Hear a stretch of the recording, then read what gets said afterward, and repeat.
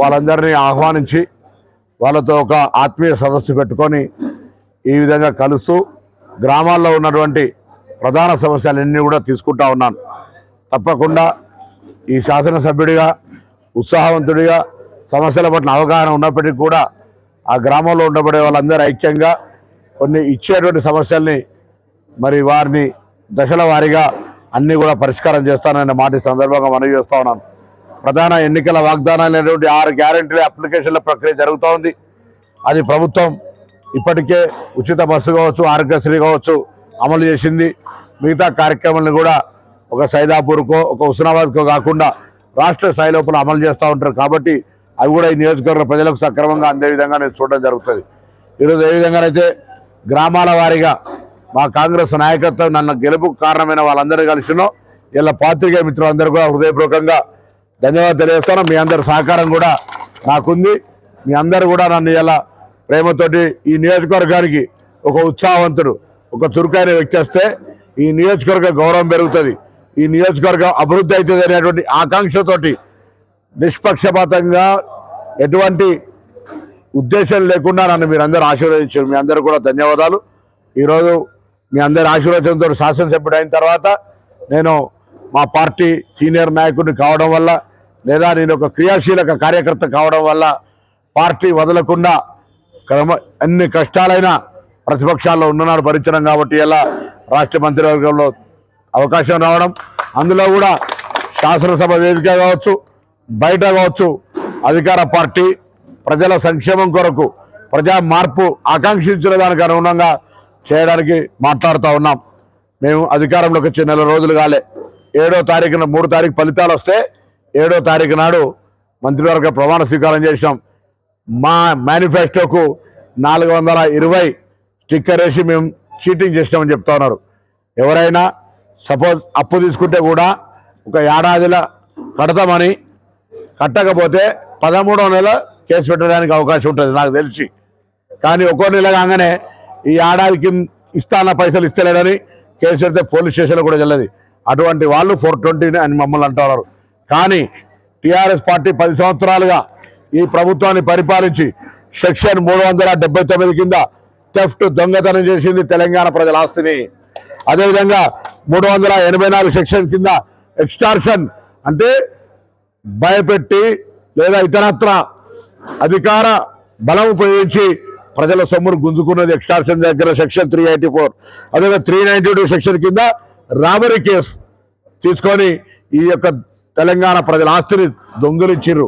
అంతేకాకుండా 395 కింద డెకాయిట్స్గా అంటే దారి దోపిడీ లాగా వీళ్ళు ఇలా చేసిర్రు. ఒకవేళ కానట్టయితే కాంగ్రెస్ పార్టీ పక్షాన డిమాండ్ చేస్తున్న విధంగా మీరు శ్వేతపత్రం అన్నారు, మీ సౌద పత్రాలు స్లిప్పర్ చెప్పులతో వచ్చి ఇలా 150 కోట్ల ఫామ్ హౌస్లు ఎక్కడికి వచ్చినావు తెలంగాణ ప్రజలకు చెప్పమని చెప్తున్నా. నేను పుట్టుకతో ల్యాండ్ నువ్వు ఎక్కడికి వచ్చినావు బిడ్డ, ఒక్కొక్కరు ఎక్కడికి వచ్చిండు. టీఆర్ఎస్ పార్టీ నాయకులు ఆస్తి ఏంది? ఇలా నాది కాంప్లెక్స్ ఉన్నది, రా చూపిస్తా, నా తాతది, నాయనది కూడా కాదు. ఆ విధంగా మీరు ఎడికి వచ్చారు. ఇలా మేము అయినా మామూలు స్థాయిగా జీవితాన్ని కొనసాగిస్తూ ఉంటుంటే నాతోటి శాసనసభ్యులుగా గెలిచినాడు, నేను పార్లమెంట్ గెలిచినప్పుడు శాసనసభ్యులు గెలిచినాడు. ఆనాడున్న ఆర్థిక పరిస్థితి ఇవాళ 1000 కోట్ల ఆస్తి ఎక్కడికి వచ్చిందో రా చర్చగా అడుగుతున్నాం. ఇన్ని కేసులు మీ మీద అప్లికేబుల్ అవుతాయి. 4 రోజులు కానీ ప్రభుత్వం నడిపే 4 రోజులు కానటువంటి మా ప్రభుత్వమే 420 కేసు పెడతారు బిడ్డ.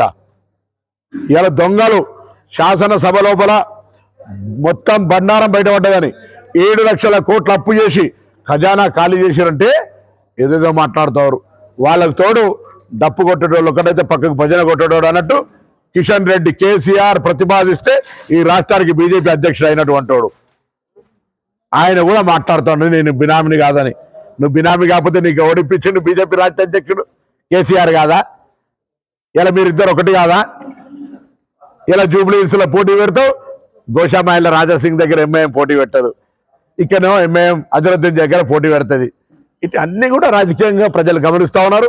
మేము చేస్తామన్న మాట ప్రకారంగా మహిళలకు ఉచిత బస్సు ఇచ్చినాం. ఉచిత బస్సు ఇస్తే కూడా బరదాష్ అయితే లేదు వాళ్ళ దగ్గర. ఆటో కార్మికులను రెచ్చగొడతాడు, వాళ్ళు మా కుటుంబమే. నేను రవాణా శాఖ మంత్రిగా తెలంగాణ ప్రభుత్వం నుంచి ఆహ్వానిస్తా ఉన్నా, వాళ్ళ సమస్యలు పరిష్కరించడానికి సిద్ధంగా ఉన్నాం. కానీ ధర్నా పేరు రెచ్చగొట్టే ప్రయత్నం చేస్తారు. నేను ఈ వేదిక ద్వారా సైదాపూర్ నుంచి తెలంగాణ టీఆర్ఎస్ పార్టీ నాయకత్వాన్ని అడుగుతున్నా, మహిళలకు బస్సు సౌకర్యం ఉచితంగా ఇవ్వడం మీ పార్టీకి ఇష్టం లేదా? వ్యతిరేకిస్తారా? చెప్పే ధైర్యం ఉందా లేదా? ఆటో కార్మికులు ఎందుకు రెచ్చగొడుతున్నారో చెప్పండి. మెట్రో వచ్చినాడు ఆటో కార్మికులకు నష్టం జరగలేదా? ఓలా ఓబర్ వచ్చినాడు జరగలేదా? ఇవాళ మహిళలకు ఒక అవకాశం ఇస్తామని చెప్పినాం. ఆ అవకాశం ఆటో కార్మికులకు వ్యతిరేకం కాదు, 2-3 నెలల తర్వాత సెట్ అవుతుంది. ఇవాళ బస్సు మీ ఇంటికి రాదు, మీ ఇంటికా నుంచి బస్సుకోవాలంటే మీరు ఆటో ఎక్కిపోతారు. బస్సు నుంచి ఇవాళ ఏమైంది? ఒకటే ఓవర్లోడెడ్ ఇంతకుముందు, దాన్ని ఎట్లా నివారిస్తావు? కాబట్టి ఇటువంటి కార్యక్రమాలు జరిగేటప్పుడు ఒకవేళ వాళ్ళకి అసహనానికి గురై ఫ్రస్ట్రేషన్లా ఈ పథకం యొక్క సక్సెస్ను జీర్ణించుకోలేక ఇప్పటికే 6.5 కోట్ల జీరో టికెట్లు పోయినాయి. మామూలు విషయంగా 9 తారీఖున ప్రారంభించడం, 9 తారీఖు కూడా కాలే. ఆ ఆర్టీసీకి వచ్చే నష్టాన్ని కూడా రవాణా శాఖ మంత్రిగా చొరవ తీసుకొని ప్రభుత్వం అప్పటికే నిర్ణయించినప్పటికీ కూడా ఆర్థిక మంత్రి దగ్గర ఆర్టీసీ ఆర్థిక శాఖ అధికారులతో సమావేశం పెట్టించి ఆ పేమెంట్ తిప్పించడం.